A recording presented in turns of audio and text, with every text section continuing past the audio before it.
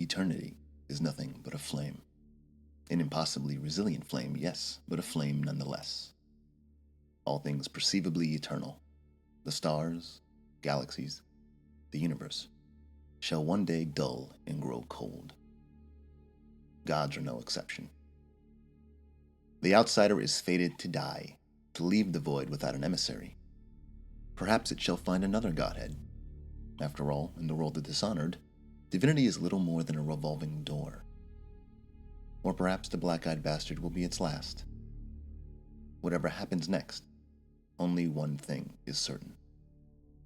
The void will one day devour all the lights in the sky. Another flame shall sputter, and the heat of Dishonored's universe shall run cold. But before that,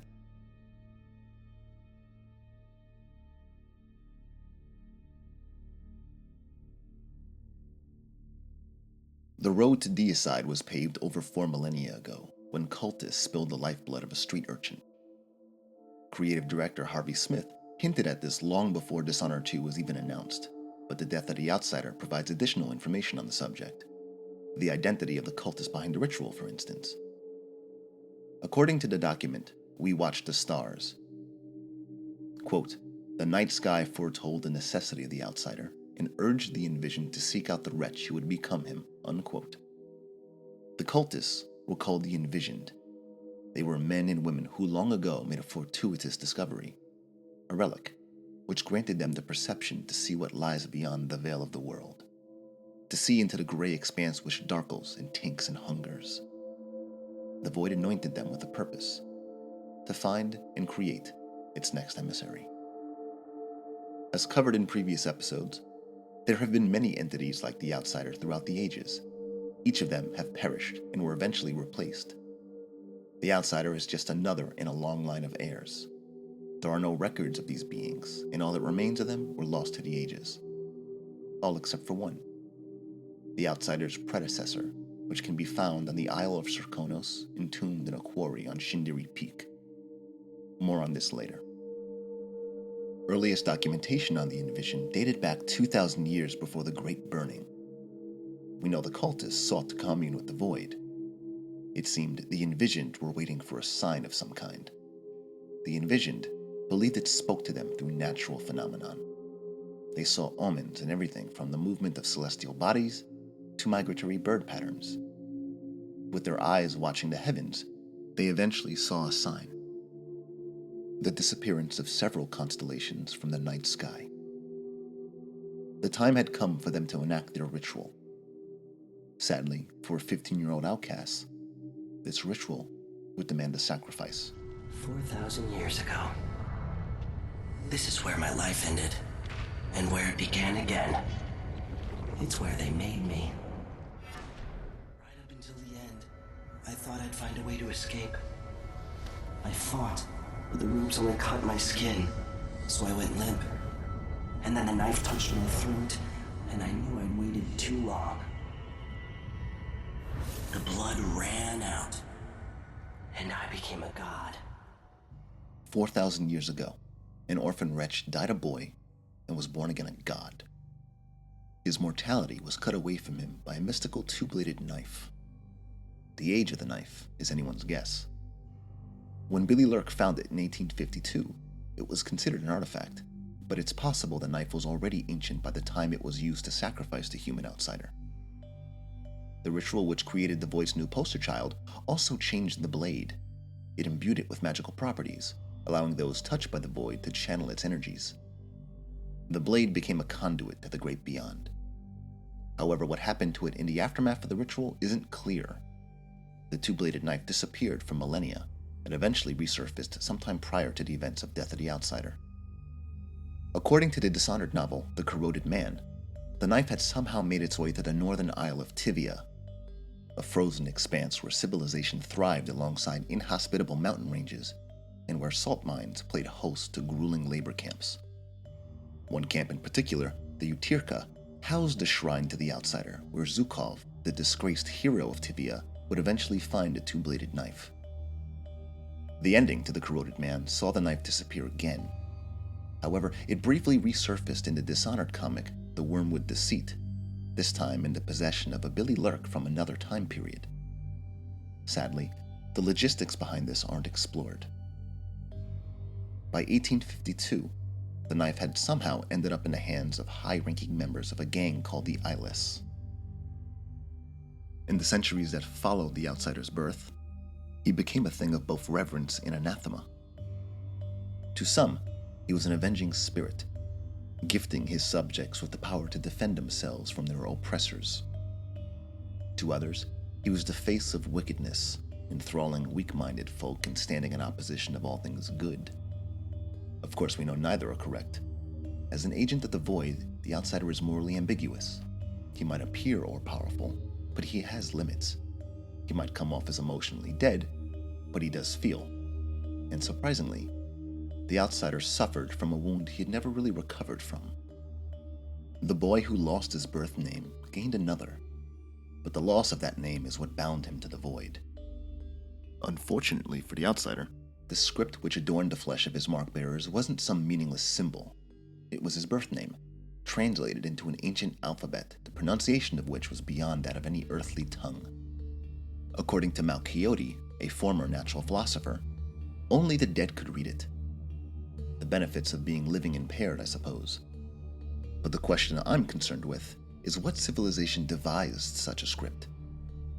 Sadly, our understanding of this language starts and ends with Malchiodi. And by the time Billy Lurk catches up with him, he's not in any position to comment on it. Many would strive to learn more about this language, the outsider in the strange space he inhabited. The in-universe text, Essence of the Eternal, stated that it would be impossible to study the outsider without also examining the place which exalted him. It makes sense that natural philosophers would be the ones to seek out this knowledge. However, the Abbey of the Everyman considered the magical arts to be heretical. Even natural philosophers, who have academic interests in the void, were denied the privilege of studying its dark arcana. Not that that would stop them. All throughout the Isles, worship of the outsider was practiced in secret. This should come as no surprise. Unlike the divinities the Abbey preached, the outsider was a god who had proven his existence time and time again, working through bone charms and his mark-bearers. And his heaven was a place all men and women eventually bore witness to. In their dreams, or as some would say, their nightmares. In the in-universe text, A Treatise on the Physical Existence of the Foreign Realm, author Barnoli Milani explained how the void appeared to people in their unconsciousness as well as those on their deathbed. These individuals described a surreal place where the self was at once both lost and at home. In previous episodes, I alluded to the possibility that all four-dimensional space might have originated in the void. Human consciousness is no different, being a variant of matter not corporeal but still of some unexplained substance. People feeling at home in the void could just be a reinforcement of my previous beliefs.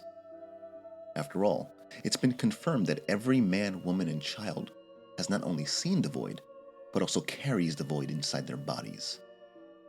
The void was also described as grasping after the four-dimensional universe through every crack and fissure it could. It hungered, not for nourishment, but to be whole. We need look no further than the cultists who have undergone the metamorphosis into the envisioned, as they are a microcosm of this state of being. A diary by an unnamed member of the cult of the outsider detailed the process of merging with the void, mentioning pure silver stone running across his flesh, and how his left eye had been entirely subsumed by the void. Choice words there, to be subsumed. Regardless, Barnoli asserted that there was not a single person who had not glimpsed the void at one time or another. He also envisioned a day when natural philosophers would unlock the secrets of the void, allowing humanity to explore and ultimately conquer it. Bold aspirations indeed. It should go without saying that the Empire couldn't even tame the wilds of Pandyssia. Perhaps they should aim a little lower before considering extra-dimensional conquest. Nevertheless, even if they could, the Abbey would never have pursued it. Their religious and moral tenets stood in the way of scientific progress, and so alternative means of study had to be explored. Barnoli understood that the void presented itself to those at the threshold of death, and he would go on to postulate that a device might be constructed to trap people at a point of fatal pain so that the void could be accessed and studied. Knowing that the morbidity of the experiment would be a hard sell, Bernoulli argued for the use of criminals as test subjects. Ultimately, natural philosophers deemed it too profane to put into practice. But as we'll come to see, the thralls of the outsider didn't share this sentiment. At some unspecified moment in history, the Envisioned changed their name to the Cult of the Outsider. Additionally, a gang called the Eyeless was formed.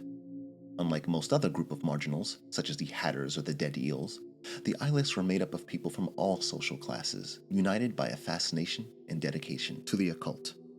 Low-ranking members, like its myriad of pit fighters, were allowed to rub elbows with the gang's upper crust. Even the dregs of Delilah's coven, deposed and powerless after her failed coup, were considered valued members. However, the hierarchy of the Eyeless was most beneficial to high-ranking officials who were allowed to partake of the sanguine infusion. The Eyeless adopted Bernoulli's idea of inflicting fatal pain on others to experience the void.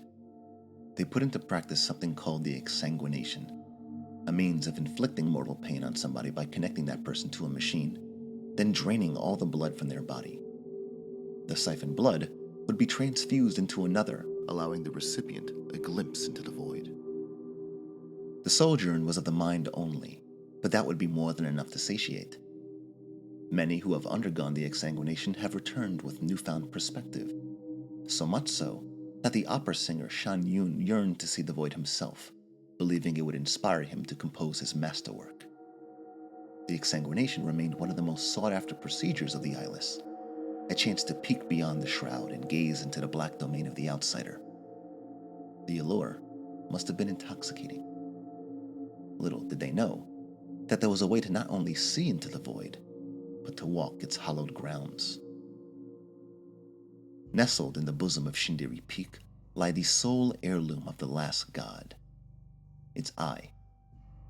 Whether an artifact or its fossilized remains is unknown. It's obvious there's a face entombed in that bedrock, but it's doubtful that it was hewn by mortal hands. Whatever it is, the eye of the dead god was the last vestige of the outsider's predecessor. It was also the namesake of the Envisioned, due to its ability to grant foresight to those exposed to it. This foresight bestowed advanced perception, revealing the hidden truth that the world and the void exist as if overlapping. Interestingly, when the outsider appeared to Billy, he replaced her organic eye with a sliver of the dead god's eye. Described as a fragment of an ancient void entity, it too grants foresight, but in a limited capacity. The eye served one other purpose. It acted as the link between the four-dimensional universe and the void. As far as we know, it's the only place in the world where this bridge between realities exists, which is probably for the best, as the rift between worlds had adverse effects. The dimensional fabric in and around Shindiri Peak had thinned, causing the void to leak through. The result was a glimpse into what was and what could be. Referred to as hollows, these anomalies were represented as objects or structures flickering in and out of existence, being replaced by different versions of itself or different objects entirely. These different versions came from alternate timelines. Many misinterpreted these hollows as hallucinations, but they were quite real and quite terrifying. Shindiri Peak was a short-lived home to miners and excavators. The so-called silver fever spread throughout Karnaka as thick veins of silver ore were discovered at Shindiri North Quarry. Would-be prospectors came to the peak in droves, hoping to capitalize and strike it rich. The Shindiri Mining Company even constructed a permanent settlement in the quarry. However, the town was soon awash by the unexplainable. Buildings and people would flicker out of existence, sometimes for days on end. The hollows convinced many of the residents that the mountain was haunted. It ultimately drove them away. The town would become lost to time, as all maps devised by the Sarkonan Cartographic Society made no mention of its existence. It was the eye of the dead god that gave birth to the cultists. They discovered it millennia ago and grew to view it as a sacred artifact. It became so treasured that they constructed their community within the caves of Shindiri in hopes of studying and protecting it. Over the centuries, the cultists built a massive library into the rock face, which they used to store their research. Though isolated from civilization, they kept constant vigil on the outside world, using the eyeless gang as its agents. It's possible that the cultists were also responsible for the establishment of the eyeless, as select high-ranking members of the gang would be inducted into the cult after meeting certain criteria. Members, like Dolores Michaels, would be contacted and instructed to divest themselves of worldly attachments, as they would not be permitted to bring them to Shindiri. The cultists lived a life of modesty, concerning themselves only with necessities.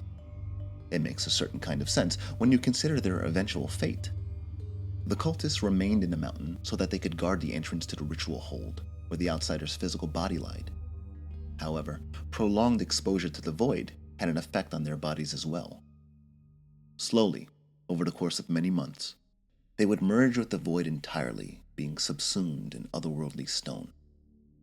When Billy infiltrated Shindiri Peak, she got to witness firsthand the apotheosis of a cultist. From what we know, most of them considered this fate an honor, though not all were entirely on board with the idea. I don't want to go to the void anymore. I've seen what happens. The stone grips more than your body. It takes over your mind and heart. This is our purpose, Antero. This is why we're here.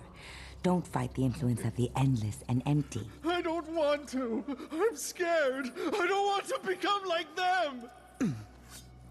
Don't worry, you won't. Those who betrayed their values were not permitted to live. Betrayal came in various forms. The most egregious betrayal would be that of divulging sensitive cult secrets. A member of the eyeless, a man named Eleuterio Cienfuegos, was guilty of such a charge. He stole documents pertaining to the ritual hold from Dolores Michaels and gave them to Brianna Ashworth, the curator of the Royal Conservatory. By the onset of Death of the Outsider, the Abbey had taken up residence in the conservatory. Once a bastion for witches, it was now occupied by religious bigots embarking on a campaign to purge it of all things magical. While there, the Abbey managed to recover the documents stolen by Cienfuegos. Having learned of the mystical presence in the mountains, they had intended to conduct a search of Shindiri Peak. Of course, they never made it. Billy murdered all the overseers and the oracular sisters occupying the conservatory, then stole every document and silvergraph pertaining to the mountain. Her mission to assassinate the outsider took her to Shindiri. There, she learned the truth behind the outsider's mark and the terrible circumstances which led to his birth. When she entered the ritual hold, she saw the outsider for what he was, a victim, a wretch of a boy, his frame scabbed over by stone like a poorly healed wound. It was a sight instilling neither fear nor awe, but pity. Death of the outsider ends with Billy having to make a choice. With the two-bladed knife in her possession, she could choose to stab him, shuffling the black-eyed bastard from his immortal coil. Or she could free him from the chaos of the void, for as it turned out, the outsider's humanity could be restored if she returned to him what was cut away those many years ago. His name, the mark which had burnt itself onto the flesh of those he touched. She couldn't read it herself, but with the help of Dowd's spirit, she solved the mystery of the outsider's name.